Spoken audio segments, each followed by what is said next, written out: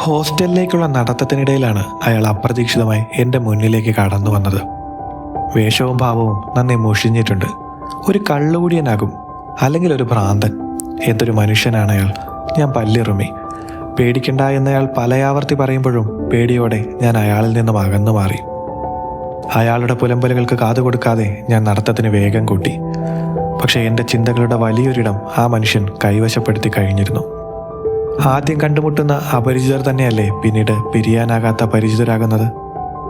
ഒരുപക്ഷെ ഇസ്തിരിയിട്ട വസ്ത്രങ്ങളും ചീക്കിയൊതുക്കിയ തലമുടിയും ഉണ്ടായിരുന്നെങ്കിൽ അയാൾ എന്താണ് പറയുന്നതെന്ന് കേൾക്കാൻ ഞാൻ ക്ഷമ കാണിക്കുമായിരുന്നില്ലേ.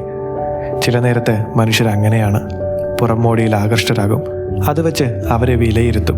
എത്രയൊക്കെ വേറിട്ട് നിൽക്കാൻ ശ്രമിച്ചാലും ഞാനും അവരെ പോലെ പച്ചയായ ഒരു മനുഷ്യൻ തന്നെ. രണ്ടുപേര് ചേർന്നൊരു പുസ്തകം എഴുതുന്നത് പുതുമയൊന്നുമല്ല. എന്നാൽ രണ്ട് സ്ത്രീകൾ ചേർന്ന് എഴുതിയ മലയാളത്തിലെ ആദ്യത്തെ നോവൽ ചിലപ്പോൾ ഇതാവും. ഭൂമിക്കും ആകാശത്തിനുമിടയിൽ, സ്വപ്നങ്ങൾക്കും യാഥാർത്ഥ്യത്തിനും നടുവിൽ ഒരു നൂല് പൊട്ടിയ പട്ടം പോലെ പാറി നടക്കുന്ന ഭ്രാന്തൻ ചിന്തകളോട് കൂട്ടുകൂടാൻ നിങ്ങൾ ഒരുക്കമെങ്കിൽ നിങ്ങൾക്ക് മുന്നിൽ പുതിയൊരു ലോകം തന്നെ തുറന്നു തരുന്ന പുസ്തകമാണ് ഐസ്ലിൻ.